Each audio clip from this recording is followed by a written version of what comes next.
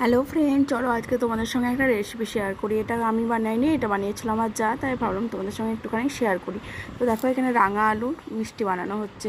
দেওয়া হয়েছে রাঙা আলুটা সেদ্ধ করা হয়েছে, আর এদিকে মিষ্টিটা রসে ফেলার জন্য রসটা তৈরি করা হচ্ছে। তার মধ্যে দেখো, রাঙা আলুর সেদ্ধতে দেওয়া হলো রুল ময়দা, আমল দুধ, একটু ঘি, আর একটুখানি খাবার সোডা, আর একটুখানি মেওয়াটাকে কুড়ে দিলাম, দিয়ে মাখানো হচ্ছে ভালো করে। তো চলো পুরো রেসিপিটা তোমরা দেখো, আশা করি তোমাদের ভালো লাগবে।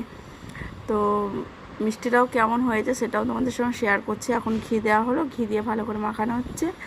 তো দেখো, মাখানো কমপ্লিট, একটুখানি রাখা হলো, এরপরে মিষ্টিটা বানানো হবে। এই যে হাতে একটুখানি ঘি মাখিয়ে নিয়েছে, নিয়ে দেখো ছোটো ছোটো লেচি কেটে এবার গোল গোল করে ঘুরিয়ে মিষ্টির শেপটা আনা হচ্ছে আর কি।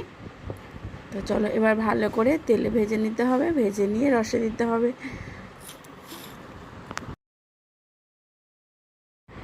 আর বন্ধুরা, আর একটা জিনিস খেয়াল করতে হবে, তেলটা কিন্তু খুব গরম করা চলবে না, আর আঁচটাও খুব জোরে দেওয়া যাবে না। আঁচটা কমিয়ে তেলটা মিডিয়াম গরম হবে, সেই সময় ভালোভাবে ভাজতে হবে। কারণ না তো কী হবে, ভেতরটা ভাজা হবে না, আর ওপরটা পুরো লাল হয়ে যাবে, দিয়ে ভেতরটা কাঁচাই থেকে যাবে।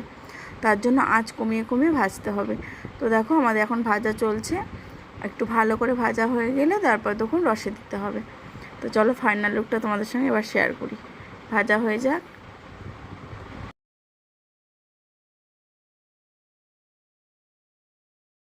তো দেখো বন্ধুরা, গোলাপ জামের যে একটা কালার হয় সেরকম কালার চলে এসছে। এবার তুলে নিয়ে রসে দেওয়া হচ্ছে।